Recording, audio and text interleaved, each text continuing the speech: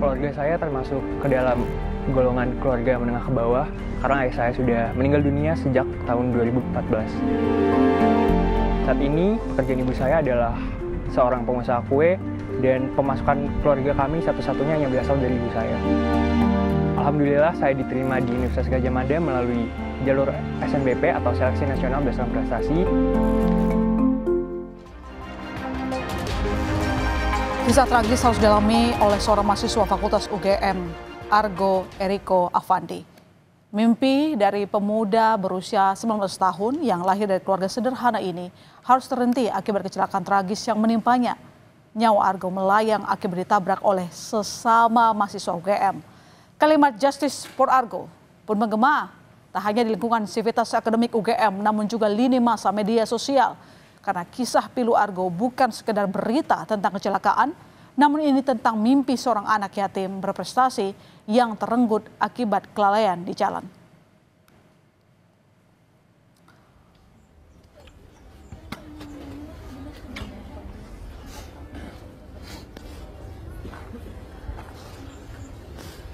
Air mata Meliana, ibunda dari Argo Eriko Afandi, mengantarkan kepergian Argo menuju ke tempat peristirahatan terakhirnya di TPU Karet Bifak.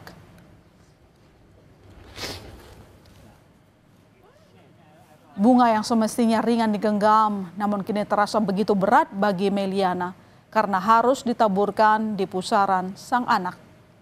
Kepergian Argo menjadi pukulan besar bagi Meliana setelah sepeninggal suaminya pada 2014 lalu.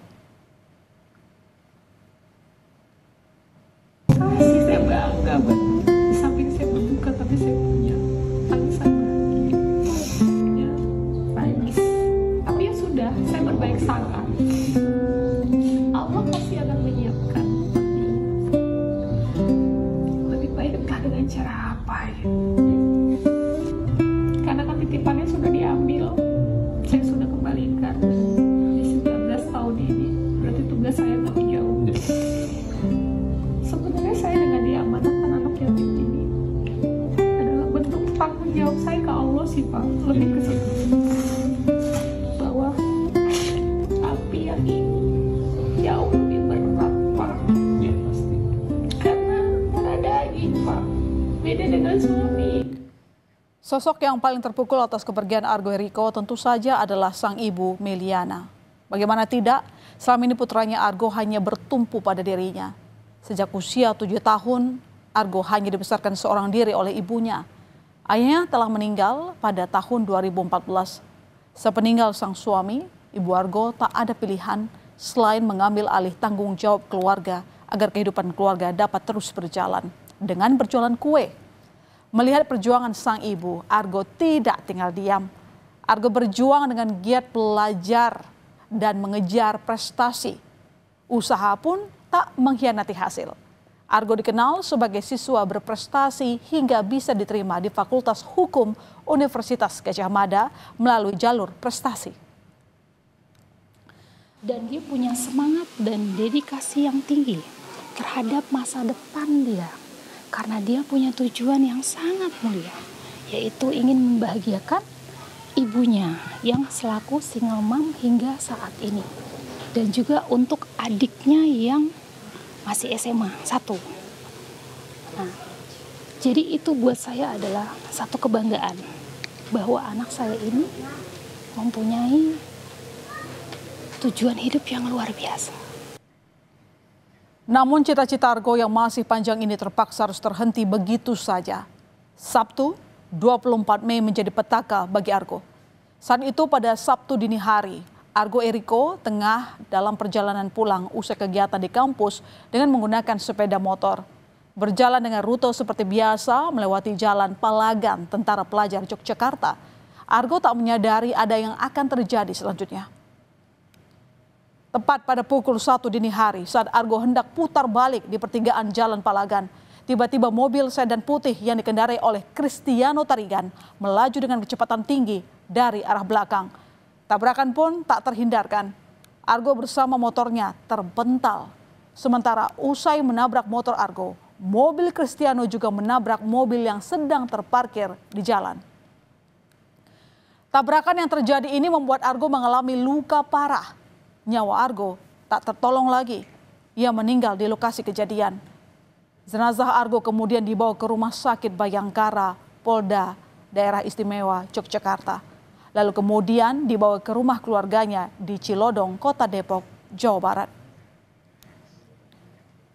3 hari usai kecelakaan, polisi belum juga menangkap pelaku dan menetapkan sebagai tersangka dari penabrak Argo Eriko.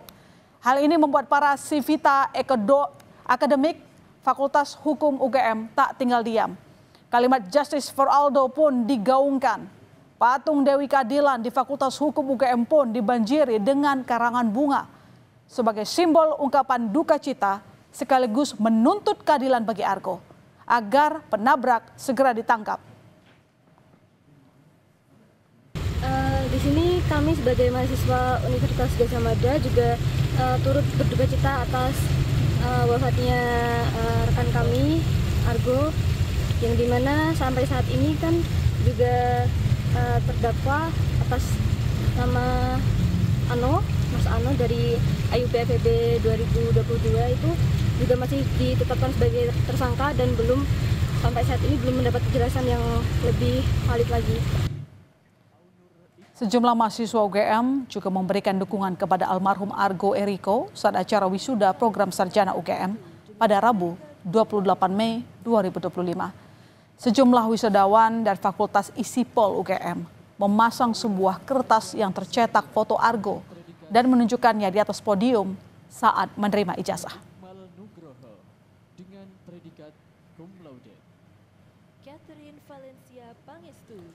Setelah sekian hari didesak publik, polisi akhirnya menangkap mahasiswa Fakultas Ekonomi dan Bisnis UGM, Cristiano Tarigan, sebagai tersangka pengemudi mobil yang menewaskan Argo. Setelah dilakukan pemeriksaan, polisi bilang kecelakaan lalu lintas yang melibatkan 2 mahasiswa Universitas Gadjah Mada Yogyakarta dikarenakan faktor kelelahan fisik. Padatnya kegiatan tersangka Cristiano Tarigan menyebabkan pelaku kurang konsentrasi saat mengemudikan mobil. Hasil urin Cristiano disebut negatif alkohol dan narkoba. Tadi pelanggaran dia ya dari hasil keterangan ini dan kita dan saksi yang lainnya,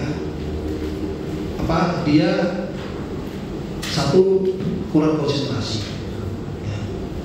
Makanya pada saat naik kendaraan ya dia tidak klakson, tidak ada upaya memindah, kemudian pengereman. Rem itu dilaksanakan setelah nabrak. Karena ini lelah, ya, karena aktivitas yang bersangkutan tadi dari pagi sampai malam itu full. Ya.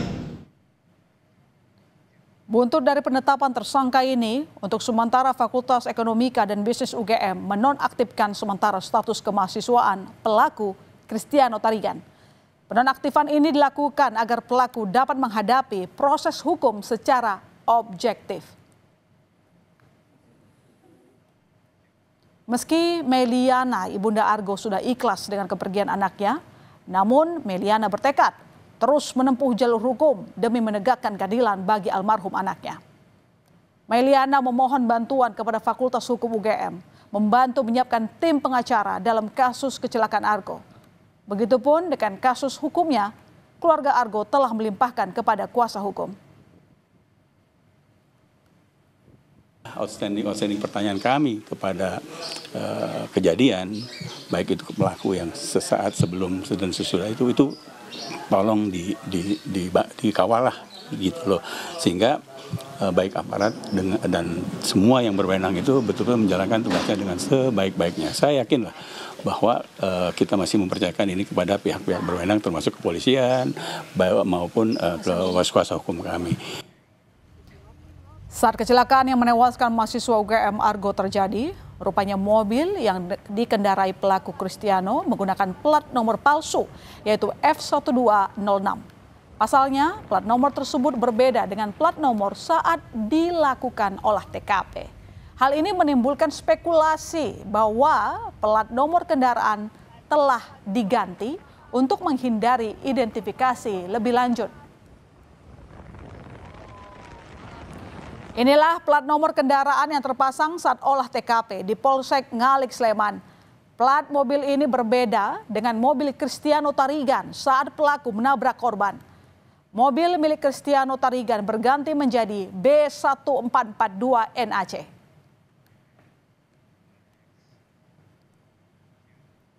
Ternyata dari bukti kamera pengawas, plat palsu di mobil Kristiano diganti secara diam-diam tanpa sepengetahuan polisi oleh seseorang berinisial IF.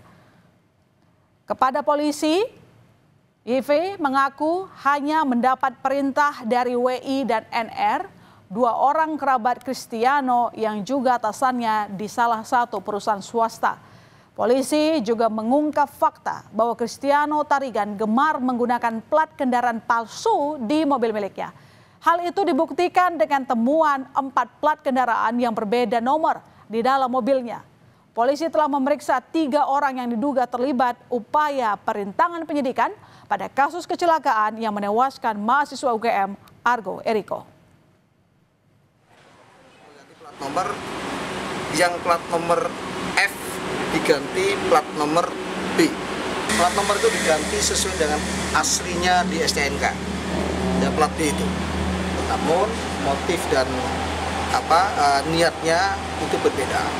Yaitu motif dan niatnya adalah supaya tidak diketahui bahwa pada saat kejadian atau sebelum kejadian dan pada kejadian mobil tersebut menggunakan plat nomor palsu.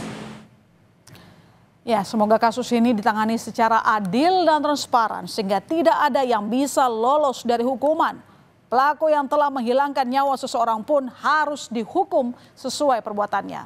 Ingat, keadilan tanpa kekuatan tidak berdaya. Kekuatan tanpa keadilan adalah tirani.